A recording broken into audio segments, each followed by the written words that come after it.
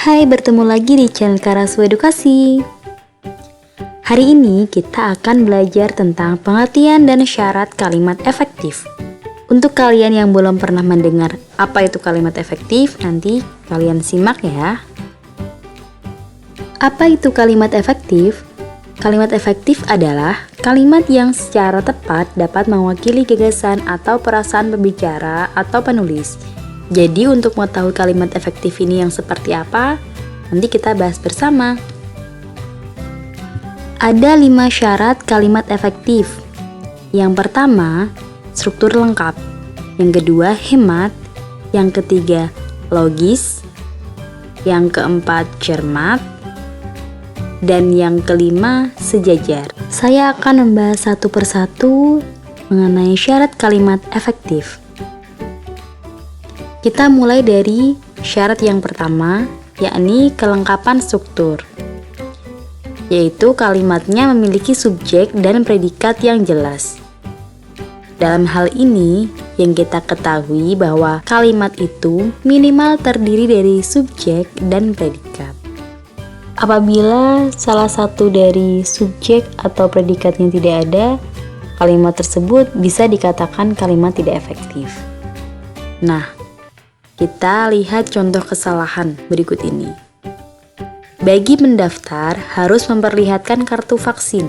Bagi pendaftar itu menempati fungsi keterangan, harus memperlihatkan itu fungsi predikat.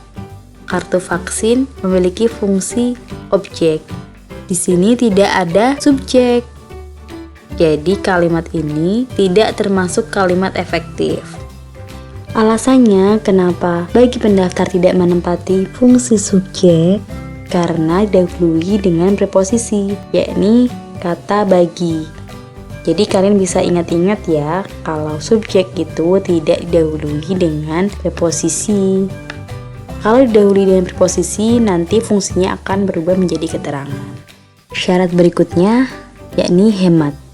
Artinya, tidak menggunakan kata, frasa, atau bentuk lain yang dianggap tidak perlu. Perhatikan contoh kesalahannya ya. Dia hanya menyukaimu saja. Kalian bisa menggunakan hanya atau cukup menggunakan kata saja. Sehingga perbaikannya menjadi dia hanya menyukaimu atau dia menyukaimu saja. Kenapa demikian? Karena hanya dan saja tidak bisa digunakan secara bersamaan dengan disisipi kata lain.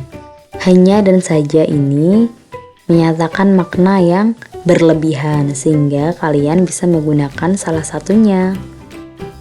Untuk syarat yang ketiga, logis. Artinya, ide atau gagasan yang disampaikan dapat diterima dengan akal sehat. Contoh kesalahan, bangunan itu ingin direnovasi.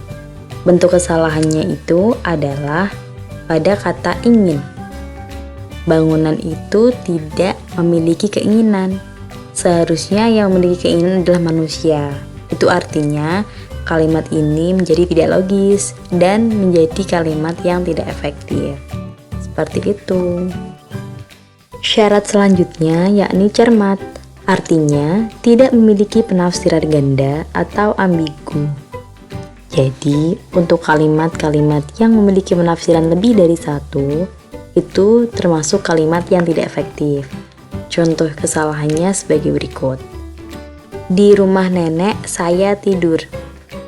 Di sini ada kemungkinan penafsiran yang pertama, di rumah nenek saya tidur atau di rumah nenek saya tidur.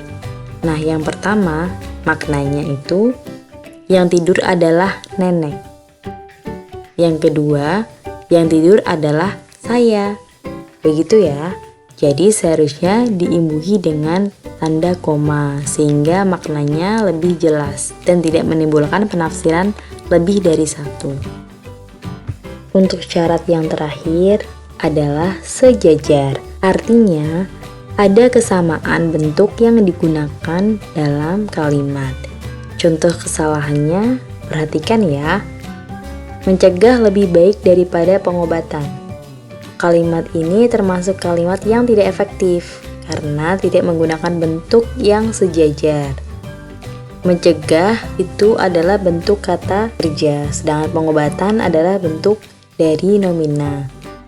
Kita bisa memperbaiki dengan kalimat mencegah lebih baik daripada mengobati atau pencegahan lebih baik daripada pengobatan. Seperti itu ya teman-teman. Setelah teman-teman tahu apa itu pengertian kalimat efektif dan syarat-syaratnya, yuk kita coba latihan. Perhatikan soal berikut ini ya. Apa yang harus diperbaiki dari kalimat berikut ini? Jika hari ini tidak hujan, maka saya akan datang. Menurut kalian, kalimat ini efektif tidak, teman-teman? Kita coba bahas bersama ya. Jika hari ini tidak hujan, menempati fungsi keterangan, maka saya akan datang. Itu juga sama menepati fungsi keterangan.